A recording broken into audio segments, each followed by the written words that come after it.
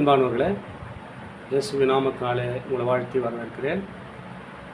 நன்றாக இருப்பீர்கள் நம்புகிறேன், விசுவாசிக்கிறேன். இயேசுவின் நாமத்தினாலே உங்களை ஆசீர்வதிக்கிறேன். ஒரு நாள் இந்த வீடியோ மூலமாக உங்களை காண்பதில் மிகுந்த மகிழ்ச்சி அடைகிறேன். இந்த நாளிலே ஒரு வேத வசனத்தை காண்பிக்க விரும்புகிறேன். பிரசங்கி 3ஆம் அதிகாரம் 14ஆம் வசனம். தேவன் செய்வது எதுவோ அது என்றென்றைக்கும் நிலைச்சு நிற்கும். நல்லா பார்த்துக்கணும் அந்த வார்த்தையை. தேவன் எதை கொடுத்தாலும் நன்மை தான் செய்வார். உலகத்தில் வந்தார், எல்லாருக்கும் முன்பாக நன்மையை செய்து காண்பித்தார். நன்மையாகவே அவர் இருந்தார். உங்கள் வாழ்க்கையில் தீமை செய்ய மாட்டாருங்க. அந்த தீமைக்கு தேவன் அல்ல, ஆசீர்வதிக்கக்கூடியவர். அவர் தான் உங்களை பார்த்து சொல்கிறார். எப்படி சொல்கிறாருன்னு சொன்னால், தேவன் செய்வது எதுவோ அது என்றென்றைக்கு நிலைச்சு நிற்கும். நம்ம யாரையும் தேடி போவோம் ஆசீர்வாதத்துக்காக. அங்கே போனால் ஒரு ஆசீர்வாதம் கிடைக்கும், நல்லா அதில் கொஞ்சம் பலப்படலாம். அவங்ககிட்ட ஒரு வேலை ஸ்தலத்தில் முதலாளி நம்மளை உயர்த்தி வைப்பார் என்று அந்த ஆசீர்வாதத்துக்கு எதிர்நோக்கி இருக்கலாம்.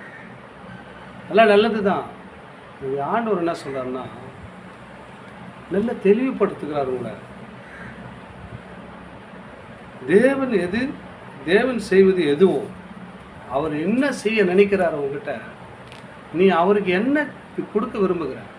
உன்னை ஜீவனோடு வைத்திருக்கிறார், உங்கள் மத்தியிலே அழியான ஜீவனோடு வைத்து பேச வச்சிருக்கிறார். எவ்வளோ அதிசயமான கடவுள் பார்த்துமா. பூமி விட்டு எத்தனை பேர் கடந்து போயிட்டாங்க. அவர் அனாதி தீர்மானத்தில் நம்ம ஜீவனோடு இருக்கிற முதல் அவருக்கு நன்றி செலுத்தணும். ரெண்டாவது உடை கொடுத்துருக்கிறாரு, உணவு கொடுத்துருக்கிறாரு, உறைவிடம் கொடுத்துருக்கிறாருங்க. அவர் கொடுத்தது இதெல்லாம். அதுதான் அவர் சொல்கிறாரு, தேவன் செய்வது எதுவோ. நம்மளை குறித்து ஒரு நோக்கம் வச்சுருப்பாருங்க. என் பிள்ளைக்கு ஏதாவது செய்யணுங்க. தகப்பன் தேற்றுவது போல அவர் நம்மளை தேற்றுவார். அவர் செய்வது எதுவோ, தேவன் செய்வது எதுவோ அது என்றென்றைக்கு நினைச்சு நிற்கும்.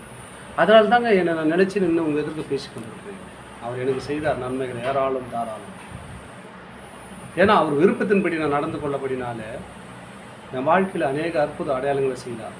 உங்கள் வாழ்க்கையில் தேவன் செய்ய வேண்டும் என்றால் கீழ்ப்படிந்து வேத வசனத்துக்கு நடுங்கும் போது உங்கள் வாழ்க்கையில் ஒரு செழிப்பை ஆண்டவர் கொடுப்பாருங்க.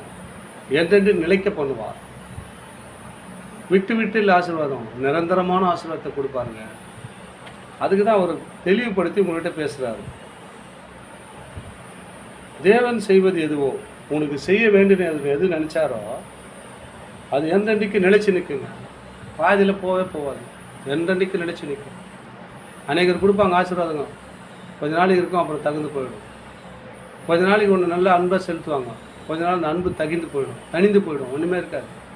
பாசம் காட்டுற மாதிரி நினைப்பாங்க, வேஷம் போடுவாங்க. அந்த அன்பை பற்றி ஆண்டவர் உங்கள்கிட்ட சொன்னார். அவருடைய அன்பு, அவருடைய பரிபூர்ணம், அவருடைய ஆசீர்வாதம், அதை பார்த்து அவர் சொல்கிறார். தேவன் செய்வது எதுவோ, உனக்கு எது செய்ய நினைத்தாரோ, நீ அவருக்காக என்ன பாடுபடுகிறன்னு அவர் உன்னை பார்த்து கொண்டு தான் இருக்கார். இயேசுக்காக நீ என்ன செய்ய, தேவனுக்காக என்ன செய்து கொண்டிருக்குன்னு அவர் உனக்கு கண்ணோக்கி கொண்டிருக்கிறார். அதனால தான் உனக்கு அவர் என்ன செய்ய வேண்டும் என்றுமோ அதை செய்யும்போது அது நிலைச்சி நிற்கும். உன்னை விட்டு ஒழிந்து போகாது. அந்த ஆசீர்வாதம் கொடுத்துட்டான்னா அதுக்கு தான் சொல்கிறார், பரலோகத்தில் இருக்கிற தேவன் ஒருவனுக்கு கொடுத்தால் ஒழிய வேறொன்றும் ஒருவனும் பெற்றுக்கொள்ள முடியாது. உனக்கு கொடுக்குற நினச்சாருன்னா அதை தடுக்கிறதுக்கு ஒரு ஆளும் முடியாதுங்க. ஏசு கொடுத்துட்டாருன்னா அது எப்பவுமே நிலைச்சி தான் நிற்கும். அது எடுக்கிறவர் அல்ல, அவர் ஆசீர்வதிக்கிறவர், அவர் கெடுக்கிறவர் அல்ல, அவர் உயர்த்துகிறவர். அப்படியாப்பட்ட தேவன் நம்மளோடு இருக்கிறாருங்க. அவர் தான் உங்களோடு பேசி கொண்டிருக்கிறார். அந்த வார்த்தை மூலியமாக பேசுகிறார். நீங்கள் பலப்பட வேண்டும், நீங்கள் ஆசீர்வதிக்கப்பட வேண்டும், அவருடைய சித்தம். அதுக்கு தான் அந்த வார்த்தை சொல். தேவன் செய்வது எதுவோ, உனக்கு என்ன செய்ய நினைத்தாரோ அவருபடி நீ நடந்தினா, அவருடைய வார்த்தைப்படி கீழ்ப்படிஞ்சினா, இயேசுவை நீ நோக்கி கூப்பிட்டினா, எனக்கு பிரச்சனை இருக்குது அவர்கிட்ட அறிவிச்சினா, ஒரு தகப்பனுக்கிட்ட எப்படி பேசுகிற அது மாதிரி இயேசுக்கிட்ட பேசுங்கன்னா அவர் எது உனக்கு கொடுக்குறன்னு சொல்லுவாருங்க, அது நிரந்தரமாக கொடுத்துருவார். மற்றவங்க கொடுக்குறதுன்னா நிரந்தரம் இருக்காது, கொஞ்சம் காலம் இருக்கும், கொஞ்ச நாள் போயிடும். செல்லு பேசி கொண்டு இருக்கிறோம், இந்த செல்லு இத்தனை நாள் கேரண்ட்டு வாரண்ட்டுன்னு கொடுப்பாங்க, அவ்வளோதான். அதன் பிறகு அது அழிஞ்சு போயிடும். ஆண்டு வார்த்தை ஒன்றும் அழியவே அழியாது. அவர் சொல்லிட்டாருன்னா சொன்னது தான் கடைசி வரைக்கும் அந்த வார்த்தை ஆசீர்வாதம் உங்கள்கிட்ட நிலைச்சி நிற்கும். அந்த ஆசீர்வாதத்தை பெற்றுக்கொள்ள ஒரு பாத்திரமாக நம்ம மாறணும். அதுக்கு என்ன செய்யணும், புரியுதுங்களா? தேவன் செய்வது எதுவோ அது ஒன்றும் அது என்றென்றைக்கும் நிலைச்சு நிற்கும். என்று அறிவேன். அதனோடு ஒன்றும் கூட்டவும் கூடாது, அதிலிருந்து ஒன்றும் குறைக்கவும் கூடாது. மனுஷன் தமது சமூகத்தில் பயந்திருக்கும்படி தேவன் இப்படி செய்கிறார். பயந்திருக்கணும். அவர் சமூகத்தில் எனக்கு இதெல்லாம் செய்யுங்கப்பான்னு கேட்கணும். பயத்தோடு கேட்கணும், நடுக்கத்தோடு கேட்கணும். அப்போ தான் ஆண்டவர் செய்வது நிலைச்சு நிற்கும். பயத்தோடு இயேசுடைய வார்த்தை, இயேசு நம்மளோடு பேசுகிறார். மனுஷன் மூலியமாக தான் பேசுவார். நேரடியாக வந்து இயேசு பேசுனா நம்ம தாங்க மாட்டோம். பயம் வேணும், நடுக்கம் வேணும்.